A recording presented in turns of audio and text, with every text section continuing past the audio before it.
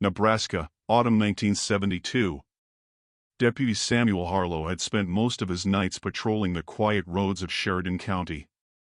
For nearly a decade, his nights were uneventful, drunks weaving their way home, kids loitering near the gas station, the occasional lost traveler needing directions. But something about the night of October 14th felt different. The air carried an unnatural stillness, the sky an unbroken stretch of black. Even the crickets had fallen silent. The radio crackled, breaking the eerie calm. "Sam, we got another one," came Sheriff Tom Leland's gruff voice. "Damn cows gone missing near Walgren Lake again. That's the fourth one this month." Harlow sighed, adjusting his hat. "Another one? Could be a mountain lion. Maybe a pack of coyotes. Could be. But the ranchers swear it's something worse. They're talking about that lake monster again." Harlow snorted. The Walgren Lake monster had been a local legend since before he was born. Some folks claimed it was an oversized catfish, others swore it was a giant horned beast that dragged livestock into the depths. The tales had evolved over the years, growing more outrageous with each telling. He didn't put stock in ghost stories. Still, a job was a job.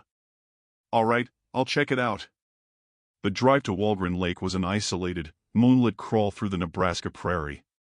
The dirt road twisted through barren fields, the scent of damp earth heavy in the crisp autumn air.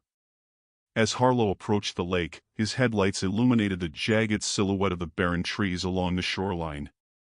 Their skeletal branches clawed at the sky. He pulled up near the water's edge and stepped out, flashlight in hand. The lake stretched before him, a vast, ink-black void. A thin layer of fog curled over the surface, shifting like a living thing. The only sound was the gentle lapping of water against the shore. Harlow swept his light over the ground, searching for tracks. At first, nothing seemed unusual. Then he saw them. Deep, clawed impressions in the mud. Larger than any coyote. Too long and wide for a bear. The tracks led directly to the water. A low ripple disturbed the surface. Something big had just submerged. A chill crept up Harlow's spine. He swallowed hard, tightening his grip on the flashlight. "Probably a big fish," he muttered to himself. Then he noticed the blood. A dark smear stained the grass nearby. He crouched, touching it. Still fresh. He followed the trail a few yards further and found the remains of something, a shredded hunk of flesh and bone. It was too mangled to tell if it had belonged to a cow, but the sight made his stomach turn. Then the smell hit him. A putrid stench of rot and stagnant water, thick and suffocating. His eyes watered as he stumbled back, covering his nose. The fog thickened around him, coiling like grasping fingers. A soft, wet sloshing noise came from the lake. Harlow stood, heart pounding. He pointed his flashlight toward the water. Two yellow eyes glowed just above the surface. The creature rose slowly, impossibly large, its body glistening with slime. Dull, brownish-gray skin stretched over powerful muscles. A jagged ridge of spines ran down its back. Its head, broad and reptilian, bore a twisted horn between its nostrils and deep-set eyes that burned with an unnatural intelligence. It opened its mouth, revealing rows of serrated teeth. Harlow staggered back, hand flying to his holster. Before he could draw his gun, the thing let out a screech, a sound that tore through the night like a chorus of suffering souls. The very ground trembled beneath him. Then it lunged. A massive, clawed limb lashed out of the water, striking the shore with a sickening squelch. Mud and debris exploded into the air. Harlow barely had time to throw himself aside before the beast's talons raked the spot where he'd stood. His training kicked in. He fired. The gunshots echoed across the lake, the muzzle flashes illuminating the creature's grotesque form. The bullets struck its hide but did little more than enrage it. It bellowed, the sound so powerful that Harlow felt it in his bones. He ran. Legs pumping, lungs burning, he sprinted toward his patrol car.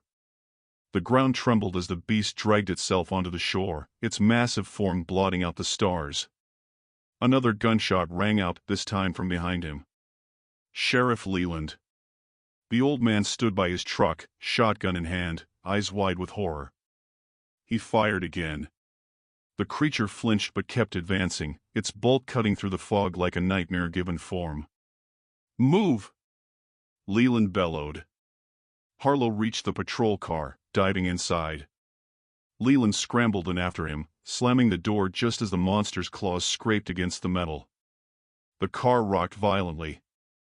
Harlow floored the gas pedal, tires spinning against the loose dirt before finally catching traction. The cruiser sped away from the lake, fishtailing as the monster let out another ear-splitting wail.